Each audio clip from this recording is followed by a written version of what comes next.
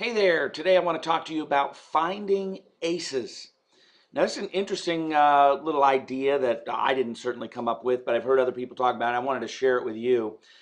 When you're looking for good people to work for you, good salespeople to work for you, or office staff, or whatever it might be, when you're looking for good ideas, when you're looking for anything, you have to remember that there are really, really good ones, there's pretty good ones, and then there's not so good ones. And of course, there's going to be a lot more not so good ones than there are going to be good ones and really, really good ones. In fact, I tell people all the time, I'll give you 1,000 ideas, and about 5 of them will be brilliant. But the 5 that are brilliant are going to be brilliant. So there's a great analogy that I heard once, and it's using a deck of cards, and of course in a deck of cards there's 52. I brought 52 cards here, and so out of 52 you're going to have 4 aces. Now, if you consider the aces, the really, really great ideas, or the really, really choice employees or workers, salespeople, you're only going to get 4 of them out of 52, and that's probably about right. But then the kings and the queens and the jacks, those are really good ones, and then the rest are, okay, they're going to do the job, whatever. But just think about that. You might have to go through a 3 and a 3 and a 3. I don't know how the 3s got there. I actually really did shuffle all these. That's kind of funny. A 9, and then you got a 6, a 2, a 2, a 5, a 4, a jack. Well, there's a pretty good one. So, how many did it take us there? You had to sort through 1, 2, 3, 4, 5, 6, 7, 8, 9. You had to sort through 9 before you got to a good one. I do some personal coaching with a guy, and he talks about, how many resumes come in. He's in a booming business right now. How many resumes come in, and then how many of those just don't work out? And it's true, you got to go through a lot. So now we're going to get an 8 and a 5 and a jack. There's another pretty good worker, salesperson idea, a queen. Now you've got a jack and a queen right in a row. Sometimes, there's your ace. There you got your ace.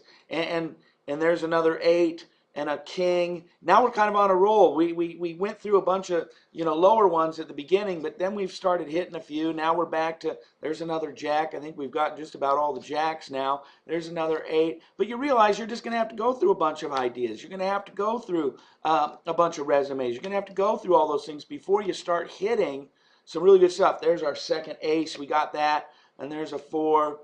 There's another ace. We found 2 aces just in 3 cards, but we had to get through a lot. And that's the way life works. You can't get an ace every single time. You got to go through some other stuff. And a 2, and there's another king. I bet we're going to get a bunch of face cards here coming up, because I think we've still got a few left in there. There's a queen, and there's a 9, there's a 10, there's a jack. There's the last jack, I think. And 10s are actually pretty good. They're not so bad. Queen, king, ace. There's our last ace there. 6, 4, queen, 7, 9, and a king to end it off.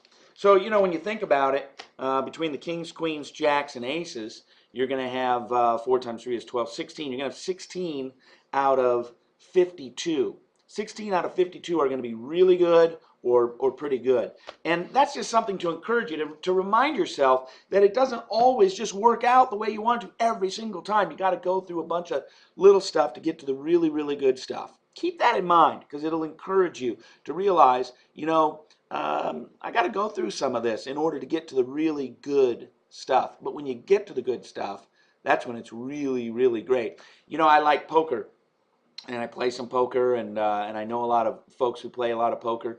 And most of the time when you watch on television, it looks like everybody plays every hand. That's because they edit it. But here's an interesting fact.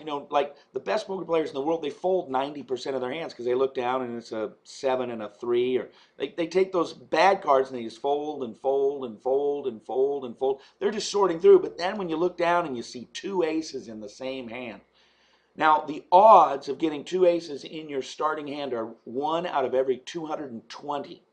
So every 220 hands, you're going to look down and you're going to get pocket aces, as they call them in the poker world. So you have to fold a lot of hands before you get the really, really great hands. But when you get the really great hands, then you have a great advantage. So sort through, think about the people that you're hiring, look for the aces, look for the kings, queens, and jacks, and then let the other ones go to the degree that you can. Anyway, I hope that's a great idea just to stick in your head. I know I think about it a lot when I'm thinking about ideas. Is I don't always get the ace ideas, but when I get them, they're very, very profitable and helpful.